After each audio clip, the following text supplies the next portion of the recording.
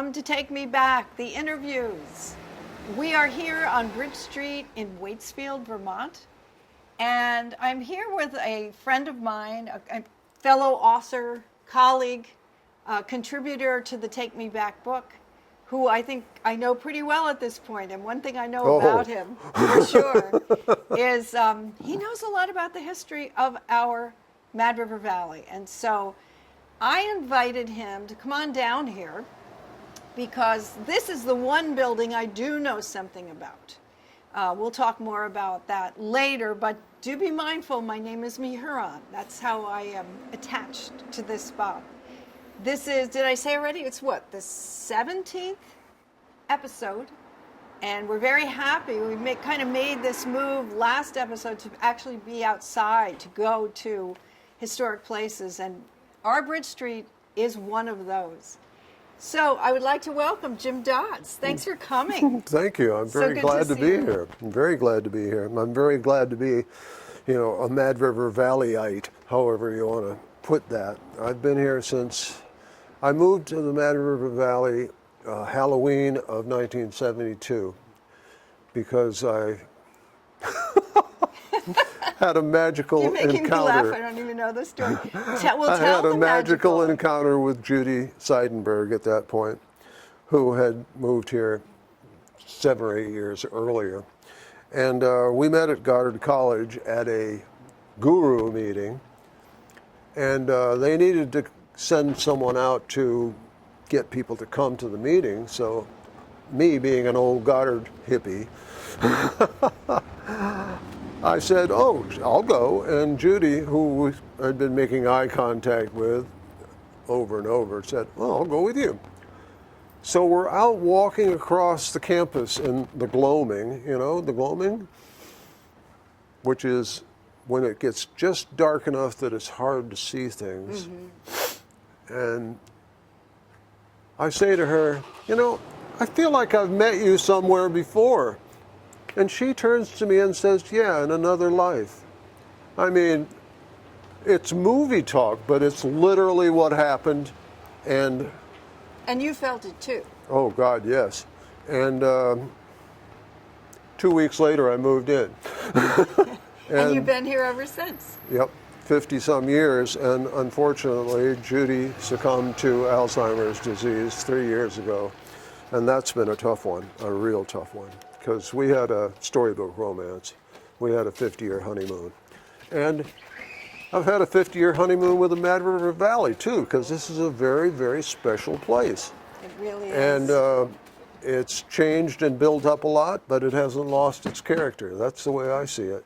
It's still a very special place. And every once in a while, a bunch of people show up and they say, we got to make this place more like Stowe. Come on, let's get going. And they thrash around for a year or two and nothing happens and they leave.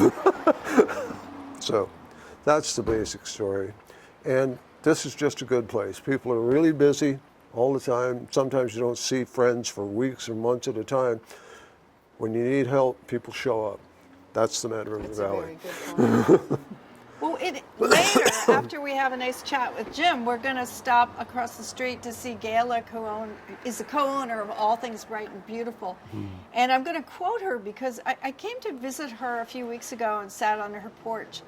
And she pointed out to me that she thinks the very quick changeover of businesses from here into the mall, the strip malls, whatever you want to call them, is what saved the character of our downtown. That the buildings are pretty much what they were. And that's really neat to hear because she's been here a long time too. So, okay, should we stand out in front of this building and talk about what we know about it? Yeah, let's do that. That'll be fun. All right, so here we are standing in front of what is now the Artisans Gallery, which is a cooperative of a team of artists. And we might actually be able to poke our heads in there in a little bit and just get a quick pan of the gorgeousness of this shop. It's incredible. You hear road noise because there are only so many ways to get in and out of places in the Mad River Valley. To my right is the bridge street, is the covered bridge. That's why it's Bridge Street. And what I think is amazing about this street is we don't have any traffic lights here, none at all. And it's a one-lane bridge. So people wait patiently and wave to each other. Go ahead, come on. And then you go. And they switch off. Most going to Warren, I would guess. In that It's hard to direction. tell. It's hard to tell. So Jim, tell us about this building. This is 20 Bridge Street. Well, tell us, Kathy, what this building used to be.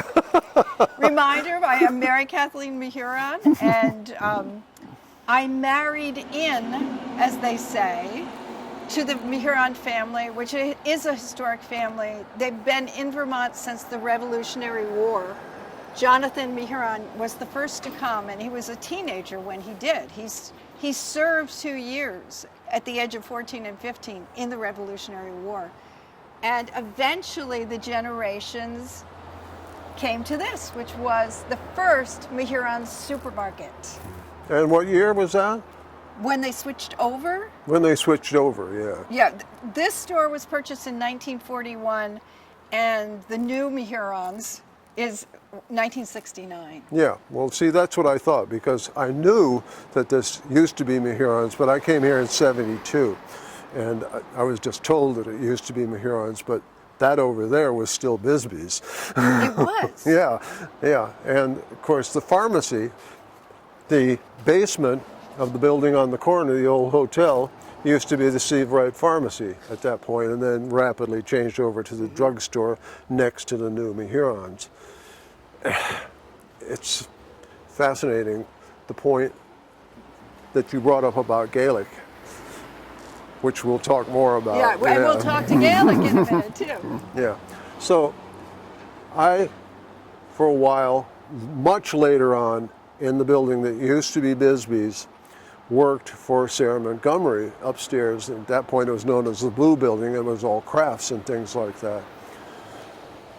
A lot of things have changed here and a lot of things have not, and the fact that there is no traffic light there is a big deal. And every once in a while there's, we got to put in a traffic light. We got to put in a traffic light there. We want to put one in at Route 17 and Route 100. Please do not. That's the Mad River Valley. We don't need a traffic light. It's an important point. It's an important point. I would lean on that very heavily. But the charm of this area, Waitsfield and Warren are different, but they have a lot in common as well. And this is a village. Special. And it's still a village. Yes, it's still a village. I was trying to recreate in my mind. So this was the Jones store when it was built. So this was built as a store and room for the family upstairs to live. Now, I don't know anything about the Joneses because I don't have their family papers, but I do know about the Mahurons. And our family historian was my husband's Aunt Ruth, and she left a lot of writing behind. And what she left to us is that Elmer, my husband Tom Mahuron's grandfather, who actually started Mahurons in the building next door and owned it for about a year, and then he wanted this store because his family would be accommodated really well upstairs at the time. He had 3 children when he bought that. And Aurelia, his wife, one of the many things they did to make ends meet was that she ran a diner, especially for people who traveled, like traveling salesmen. The old hotel on the corner, I think, is where they must have stayed. I imagine. And yeah. then she would feed them upstairs. And it really hasn't changed that much. My husband didn't leave that apartment, I don't think, till he was 9, and his family was able to buy a house. So, Jim, you don't remember the inside of the old Mahurons? No, because you weren't here then. I wasn't quite here then. Yeah. I remember the inside of the old Bisbee's, definitely, and the old timers hanging out by the big stove. All of those things that we associate with the history of communities like this. Yeah, that was happening right there at that point. Can we shift down there? Can we be in front of Old Bisbee's and you can Yeah. describe it? You are, after all, a writer. Let's tap into that. So we just shifted down the street just a little bit, maybe, 100 yards or so. This was Bisbee's Hardware.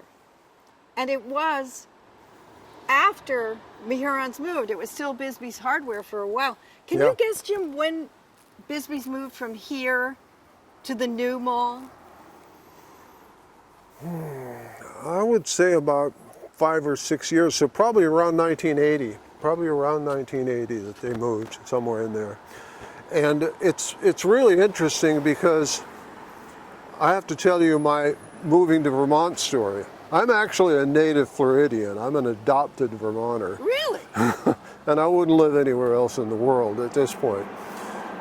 But when my first wife and I were considering moving to Vermont, moving north from Florida, we thought about Virginia, we thought about Pennsylvania, and then she said, she having lived in New York, what about Vermont?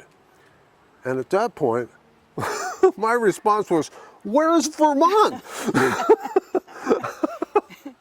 So we took a vacation, we fell in love, we moved up here. But, so many people, Green Acres is what people thought Vermont was like. Right. And in some broad brush sense, that's what this store was like Green Acres hardware store. And it was open bins of various nails, bolts, nuts, washers, all kinds of things like that, which you hardly ever see anymore. And it was old timers sitting around the pot-bellied stove. And the stove was inside? Yeah, it was, well, it's hard to say exactly where it was at this point. It was toward the back. And there would literally be old timers sitting around the stove anytime you went in there. It was charming, of course. Crusty old timers. I love them. I suppose I'm getting to be one myself at this point. We had Steve Jocelyn on one of the first episodes, and he described Doc Bisbee. He knew him quite well. Steve lived just across the bridge and rode his horse through the covered bridge here every day and picked up his papers on the porch of Mehurons. But Doc Bisbee became a mentor to him. Mm-hmm. And he describes him as just a wonderful man. Uh-huh. Did you know it? You couldn't have known him. No, I didn't know him. Yeah. No. Yeah. We are going to head toward all things bright and beautiful. See if we can find Ms. Gaelic.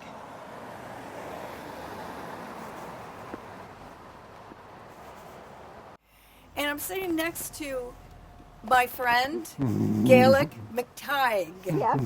That is a tricky name because if you're Irish with that name, it's a different pronunciation than Scottish, and I am of Irish descent, so I keep pronouncing it the wrong way. So, right, my first name is everything, so it's Gaelic. So That's right. So she's Gaelic. She's got it all covered. So we are here. We've been walking around a little bit. Jim is telling us his memories of some of these buildings, particularly. Yep. We started with Mehurons. okay, And you and I have to share a mic, so I'm going to shift to you. Sure. Maybe let's start there. Tell us a little bit about your memories of Mehurons. What year did you come? 1968. Okay. So this is interesting because Gaelic was here while When it was was still Mehurons. the old Mehurons. So That's tell right. us what it was like. Well, you had to return the shopping carts because there were only 8 in the whole store. And so parking on Bridge Street was this way. Really? Oh, yeah. And You mean nose into the building, all the way down the street this Really? way. And then, about, I think it was probably around 1970. The Herons had left, but Bisbee still parked that way.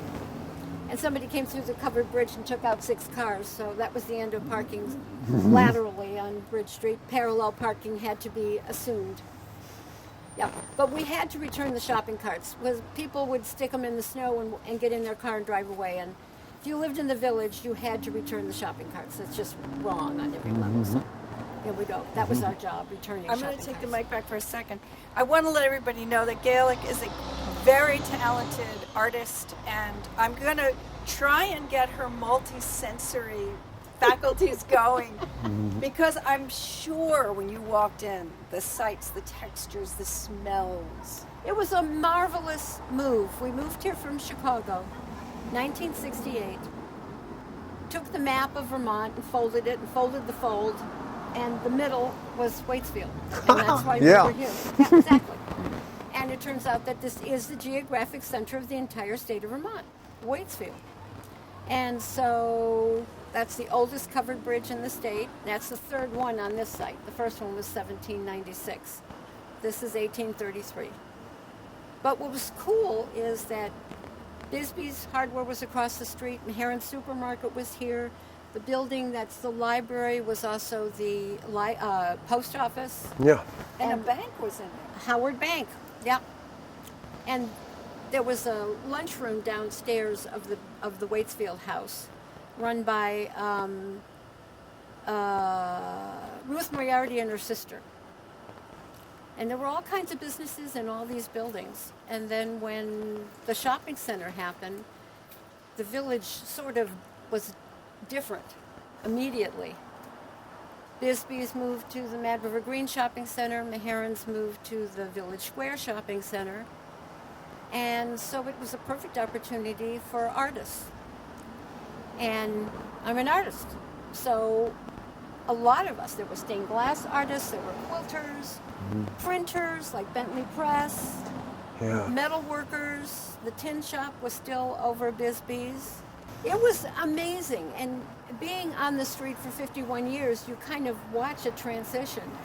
So Bonnie and I, my twin sister and I, feel like we're in the middle of a record player, and we just sort of turn at 33 and a third, and things move, but we're still here. And it's amazing to see that new people always want a chance to have a business. And in a valley which has now actually become quite an artist community, there's over 90 professional artists here. It's huge. And we have all these performing arts centers all over the place. We have dance studios. We have our Valley Players. And we have a movie theater. We have Many authors. I wrote an article about that in this week's paper. very much so, yes. Well, it's a hub for the arts, whether it be writers, musicians, certainly musicians. We have people who work in the arts that are oil painting and watercolor, and people who work in the arts and they're creating quilts and they're creating pottery and ceramics. And Fiber arts. Right. I And digital art. And digital art, exactly. It's phenomenal what's here in the valley. And now, probably in the last 25 years, we've become a real foodie paradise with American Flatbread and Mad Taco and Lawson's, and all of these things have evolved because of the hub that started here back in 1972 when everybody kind of left, you know, and... 72, that's when I came. Well, no, I meant that's when Meharen's was empty and this was... I know. Bisbee's was gone. Yep. But it was John Flanagan and some partners. He bought the building. And then a candle maker, what was his name? Oh, boy. Hordemarsh, something like that. Anyway, he bought the building. He was a real estate person. And he opened it up for the arts. So there were antique stores. There were all kinds of businesses. The oldest building on Bridge Street is one that you wouldn't believe, but it's the building on the corner. It's the big white building. Yeah. It's called Waitsfield House, and it was below the Dugway on Route 100. It was built in 1840 and moved here in 1851 by oxen, straight down Route 100 and put on that. It was down where I live? That's right. Yes. Didn't know that. Yep. This moving things, moving churches and big buildings with oxen, I just cannot wrap my head around. Well, you know, the Waitsfield United Church of Christ was the second church. It was second one was opened up where the little cemetery is at the top of Mill Hill here. Yep. And it was kind of a very difficult situation, so they dismantled it and erected it here in 1874. Yeah, that one I knew about. Yeah, and that weather vane on top of that is reputed to be a Revere. Not Paul, but his kid. No kidding. Yeah, I'm not kidding. You can't make this stuff up. Well, you can. I'm Irish. But it's just amazing how that now is an incubator business, the Blue Building, and the Artisans Gallery is the largest collection of fine art and craft in the whole state, representing the work of 180 Vermont artists. It's phenomenal what they have. And the White Building has become, the Waitsfield House has become quite an incubator. And it's amazing what's in there. Can you take a moment to define, some people may, I live here, and so I know what you mean when you say incubator. Define what you mean by that. Well, most artists have a dream and no money. Hello. And so Welcome to the club. if somebody says you can have a room in a building and it's going to cost you $200 a month, but you could have your business in it, it's an incubator. You're going to grow. You're going to become, well, American Flatbread was at Tucker Hill. And then it grew to what it is now. These things start small, but you know, if you have a good idea, why not? Artisans Gallery. They're actually selling the work of an artist who can't take the time to sit behind a desk and say, may I help you? That requires a whole other part of your brain. And it doesn't always work out, but the crafts and the arts are so much a part of the valley. I mean, truly, Absolutely. think about it. It's Yeah. just part of who we are. And we take it for granted, but actually there are communities that are like an art desert compared to what we have here. It's huge, huge. So, you know, we love it, you know, it works.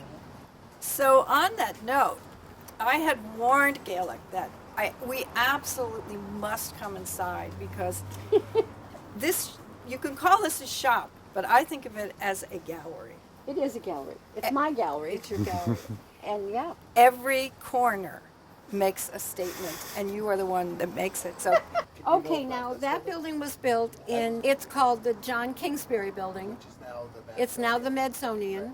It was built in 1845, and John Kingsbury, a very well-known blacksmith, had a blacksmith shop on the other side of the bridge.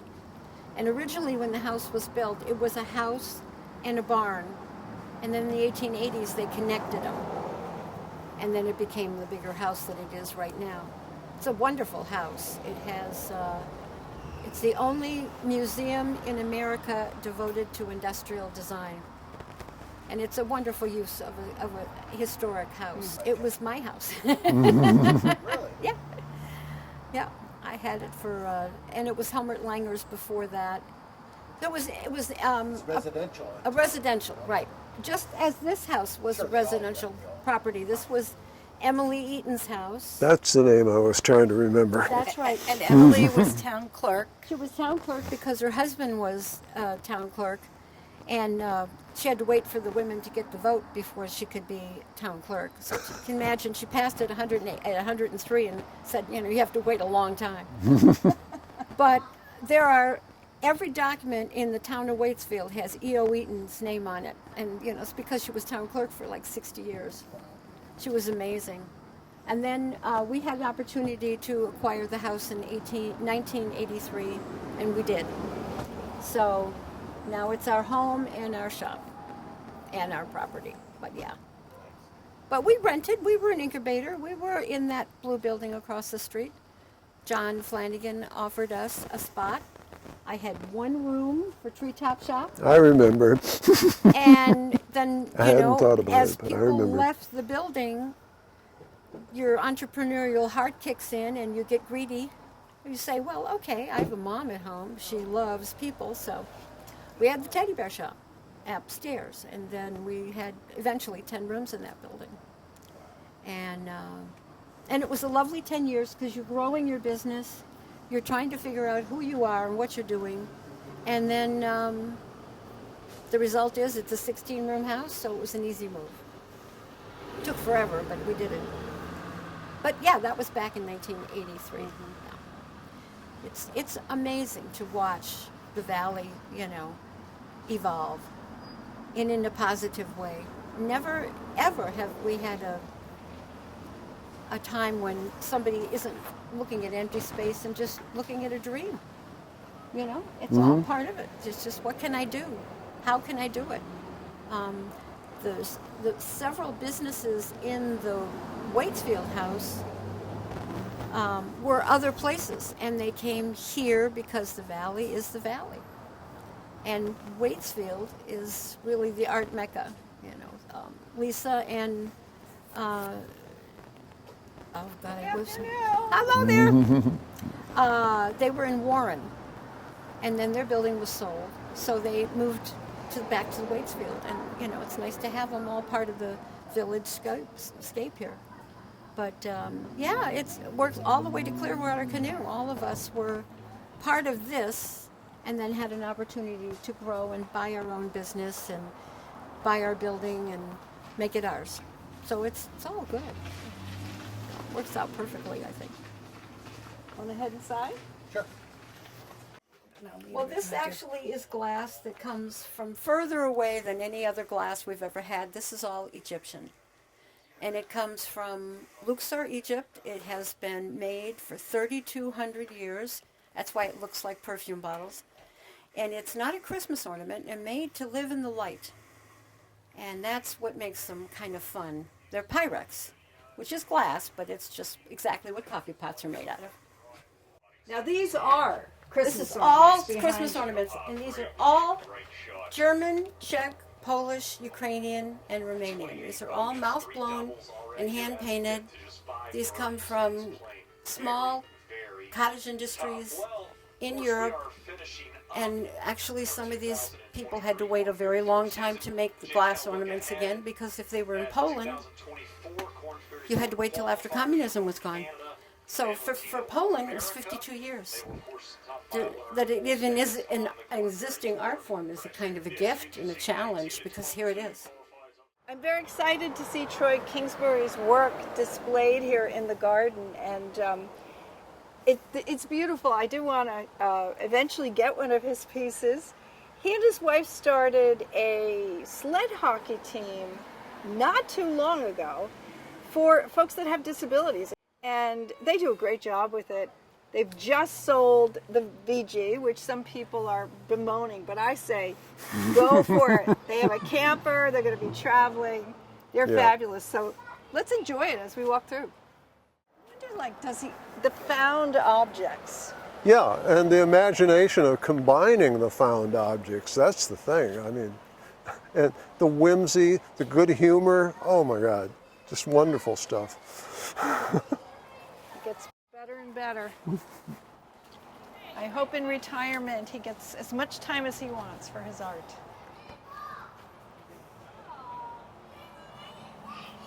It's late in the season, but the garden is still beautiful.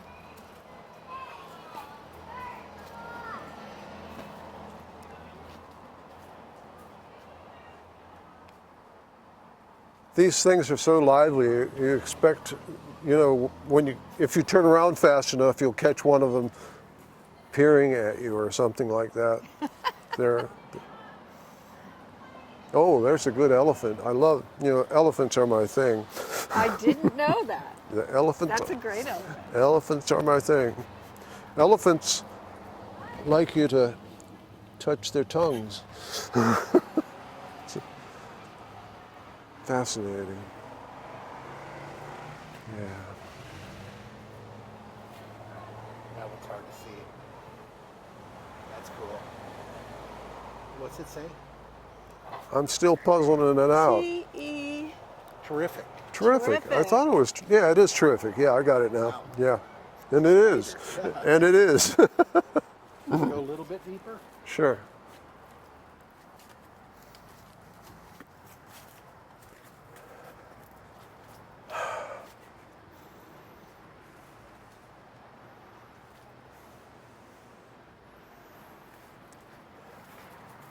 Maybe one of the most interesting things about this kind of a garden to me is you have all these, technological sort of artifacts, and then you have this swoopy apple tree, and they fit together organically. It's kind of amazing. It all works. It all works.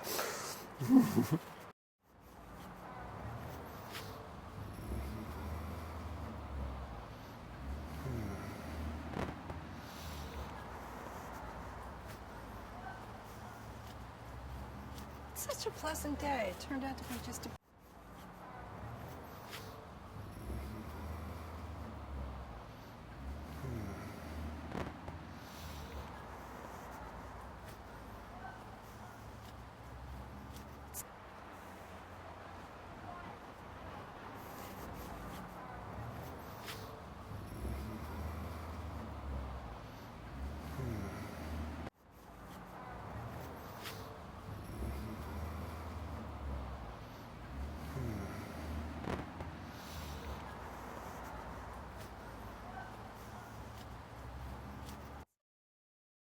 Before we leave today, before we wrap up the 17th episode of Take Me Back, the interviews, I wanted to come inside what was the old Mehurons and just, really savor. Again, this is another shop that you could call it a shop, but it really is a gallery of a team of artists, and they've created something beautiful. So we're going to share that with you before we go.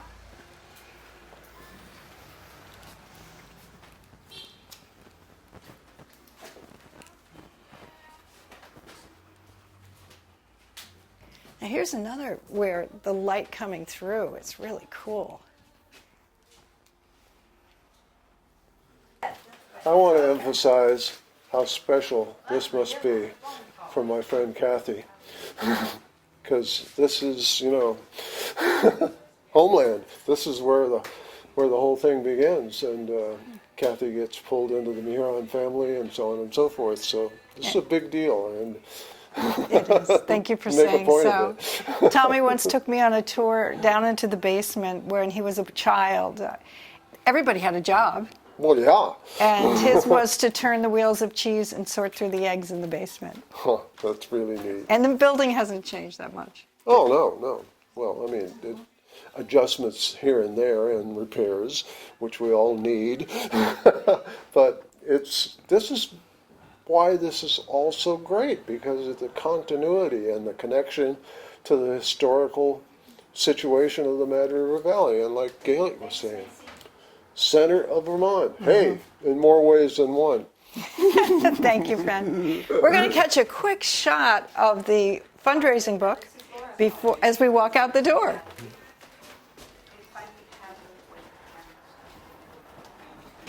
So the Take Me Back project started through serendipity. It has grown. It has taken on a life of its own. And our team of artists, business people who helped pay for the printer, created this fundraising book where 100% of the money goes into our nonprofit.